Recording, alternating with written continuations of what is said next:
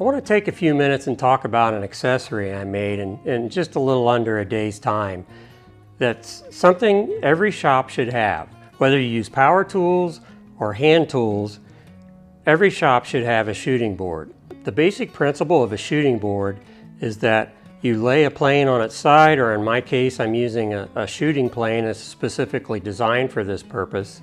And it rides against the edge of the sub base, and the workpiece goes against the fence, and the plane slices the end grain of that workpiece perfectly square and glass smooth. I believe that a shooting board is probably one of the most accurate ways that you can square the end of a workpiece. I have a base. It's made out of 3/4 inch plywood. I have a sub base that's made out of 1/2 inch plywood. I have a cleat in the back, and then a fence in between the cleat and my sub base. The fence has to be square to the reference edge to make the shooting board accurate. Now, I'm right-handed, so I'm making sure that this right edge of my base is perfectly straight and that this front edge here is square to that reference edge. My base is about 16 inches wide by just a little over 2 feet long. The next thing I added was the cleat up front, and to keep it nice and secure, I glued and screwed it to the base. Now the key here is it has to be square to that reference edge I talked about earlier. So you want to make sure you have a high quality square and that's large enough to span the distance, so you could check to make sure that cleat is square to your reference edge. The next piece I added was the sub base, and it's made out of 1/2 inch plywood, and I cut it to rough size, about 12 inches wide, and I left a 2-inch gap between my cleat and my sub base, and I simply screwed my sub base down to my base. I didn't bother with glue. If I ever need to at some point, I can take this sub base off and replace it. So I took this to the table saw. I adjusted the blade height so it just barely cut into my base. What this does is it creates a sawdust relief kerf to keep the sawdust from jamming up into the corner between the sub base and the base.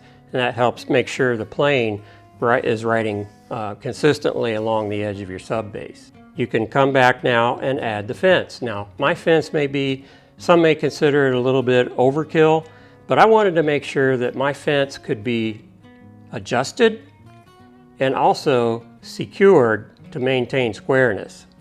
I made my fence out of 4 layers of 3/4 inch plywood. I cut it to width about 2 inches wide and the same width as my sub base. And then I drilled oversized holes for 3 bolts.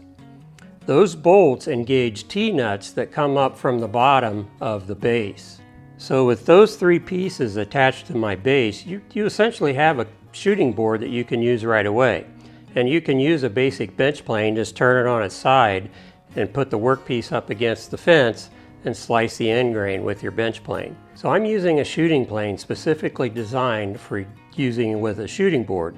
You can see the base is at a right angle.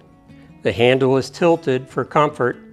And then this face is where the blade is located. And you can see this one is designed with a skew angle so that it slices through that end grain much easier. But I've learned over the years that sometimes I have a tendency to pull that plane inwards, which tilts the blade and makes for an inaccurate cut.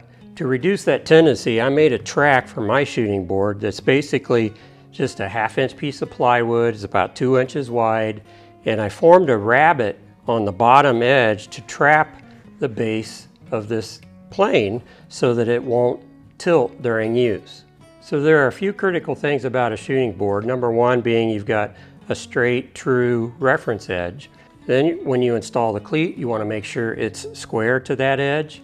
When you install the sub base, you want that top edge to be square to the reference edge, and then when you install the fence, it has to be square to that reference edge. So with those things done, you have a nice tool that you can use to square the end of a workpiece perfectly square.